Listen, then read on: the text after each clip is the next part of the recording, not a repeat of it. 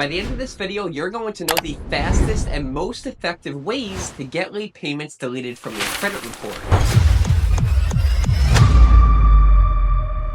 Regardless if you have 30, 60, 90, or 120-day late payments on your report, there are a few ways that are tried, tested, and proven to get the best results, starting with the first way, which is disputing directly with the credit bureau. Based on my experience, the best way to get late payments taken off your credit report is going straight to the credit bureaus. So by going directly to the credit bureau is way more powerful than going directly to the creditor or the bank or credit card company for a few different reasons. First reason is going directly to the credit bureau puts the ball into the bank or credit company's court. What do I mean by that? When you dispute directly with the credit bureau, they then go to the credit card company and ask for the investigation process and proof that the late payments are complete, accurate, and fair, and whatever else they have to prove based on what's called the Fair Credit Reporting Act. Now, there are some cases where you would go directly to the credit card company or the bank, but that's not the fastest or most effective, but we will talk about those in just a minute. We're also going to talk about what you shouldn't do, like taking a whole account off your credit report because you're destroying your credit history.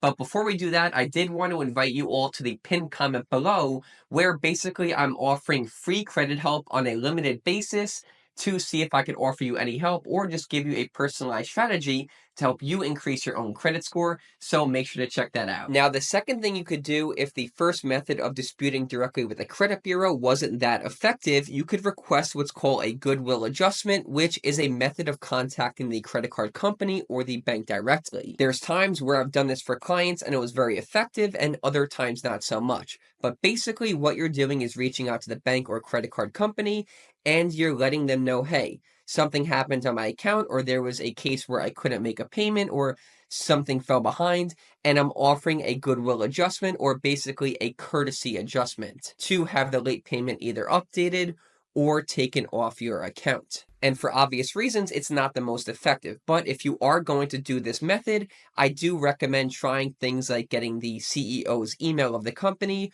or some sort of PR team, or contacting the right department who is going to have the most leverage. For example, you're not going to call up the sales team and start pleading your case to them. They probably don't even have authority to do those types of things. To make it easy for you, I'm going to put an example of a letter that you could even use right here on the screen, but the letters are pretty easy to write. The only thing you really have to keep in mind is that you don't use any language that's like self-incriminating or confession of judgment, meaning you're not actually admitting to having all these late payments or on purpose, but you're asking more just for a courtesy update. Now, before you do that, I did want to circle back to what you should be avoiding, like disputing or removing a whole account from your credit report that only has maybe a few late payments.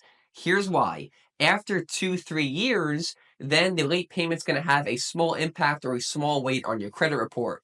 Whereas on the other side of things, if the late payment happened last week or last year, it's going to probably have a major impact on your credit score, and those are the ones you should focus on getting overturned rather than just trying to delete the whole account. If you delete the whole account, you may be in some pretty deep water. Let's say you only have a few accounts on your credit report, and that account is making up, let's say, most of your credit age and most of your other positive payments. If you remove it, you could ultimately destroy your credit score, which you do not want to do. Focus on the late payments that happen in the last 24 months because those are going to hold the most weight. So let's say that you understand that part. Now you're ready to understand what types of dispute letters to send, how to send them, and what the expectation should be. So when it comes to knowing what type of letter to send, the most important thing you understand is that it may take 1, 2, 3, 4, 5, even 6 rounds of disputing to get your desired results.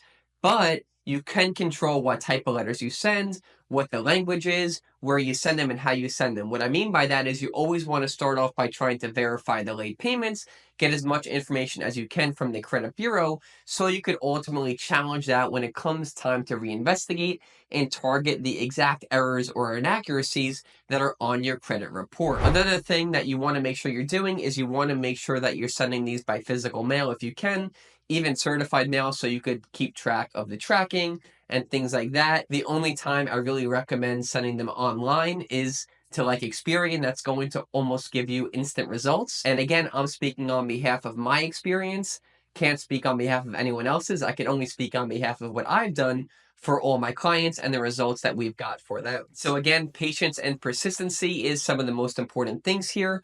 But the things that you can control are setting the right letters. So rounds one, you want to verify the information. Round two, you could target specific things when you get the information back from rounds one. And then round three, technically you're demanding the results from the information you got in rounds one or two. If any of that sounds confusing or it sounds like it's a lot of work and it's tedious, it's because it is. But keep in mind, updating a late payment or getting one removed from your report could increase your score by 30, 40, 50, 60, 70 points. So it is worth it. Again, I do have that offer in the pinned comment below if you would like me to look at your report and see if I could help out or even just point you in the right direction. I'd love to be a resource to you. If not, consider subscribing. I'll do my best to upload videos to help everyone increase their credit score. But thank you so much for watching and good luck out there.